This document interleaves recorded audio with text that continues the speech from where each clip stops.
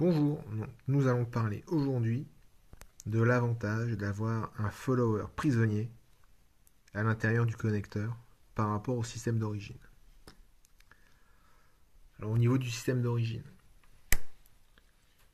donc le follower ne peut sortir puisqu'à l'intérieur de la carcasse, eh bien, il y a un usinage qui va justement permettre de retenir le follower.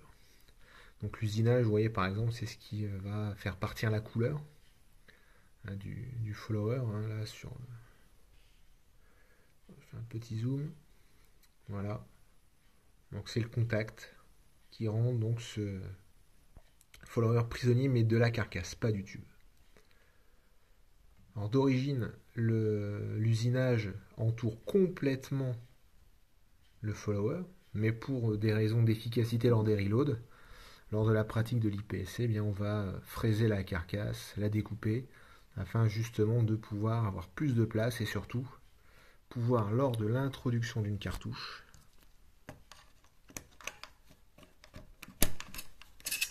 eh bien pouvoir, vous voyez, la faire dépasser du shell latch, du shell returner, et ainsi, voilà.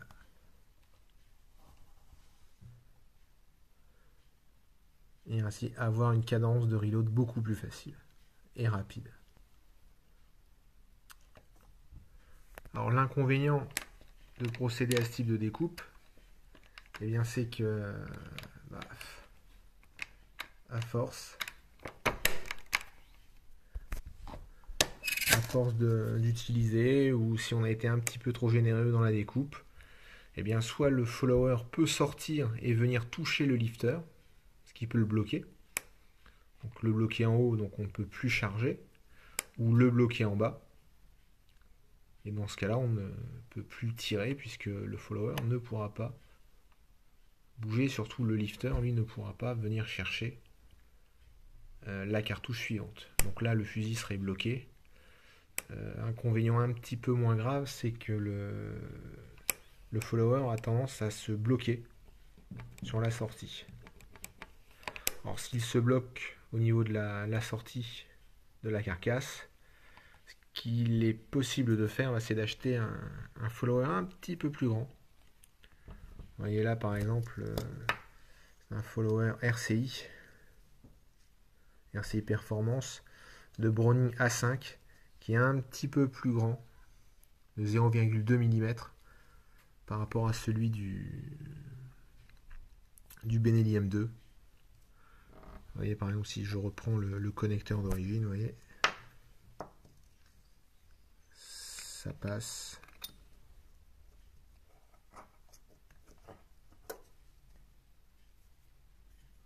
Ça passe dedans. Là, je l'ai un peu chauffé pour le sortir, donc il a peut-être un peu voilà, changé de taille. Alors, si jamais vous avez un souci avec la carcasse, ben là on est un petit peu embêté, parce que soit il faut souder pour rajouter un petit peu de matière, donc recharger, ce qui n'est pas évident compte tenu de l'accessibilité, ou alors il faut changer toute la carcasse, donc là ça fait assez cher. Donc la solution, remplacer le connecteur. Alors le connecteur c'est quoi? C'est simplement la pièce qui se visse sur la carcasse et sur laquelle le tube magasin d'origine vient se visser ici. C'est la pièce intermédiaire qui va relier le tube magasin d'origine et la carcasse. Vous voyez là, il était déjà usiné pour la découpe. Donc l'objectif c'est de remplacer cette pièce là par celle-là. Alors quand on fait l'opération, allez, change.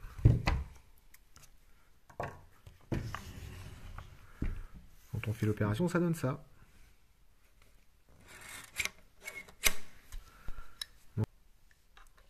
Donc là, j'ai redécoupé le haut du connecteur pour justement pouvoir toujours bénéficier de la découpe, sinon il était un petit peu apparent. comme vous pouvez le voir sur la photo qui va apparaître. Si je reprends le connecteur d'origine. Donc là, l'avantage de la manip, c'est que là, la carcasse, eh bien, ce n'est plus elle qui va retenir le follower. Il est prisonnier du tube. Donc là, même si le follower s'use, bah, c'est pas bien grave, puisque de toute façon, il suffira de le remplacer. Parce que là, alors,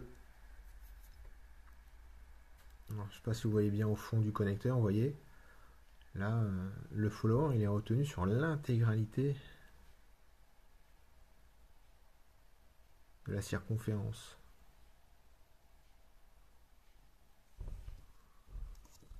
Vous voyez un petit peu la forme qu'il a. Donc c'est cette partie-là qui est prisonnière.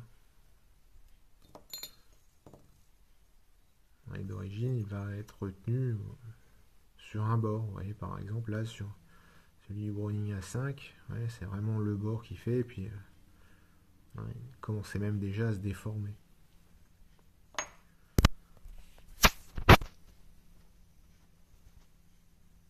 Voilà un petit peu l'explication de pourquoi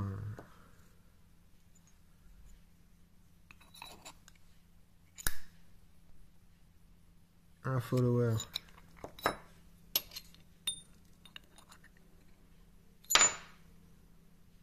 prisonnier,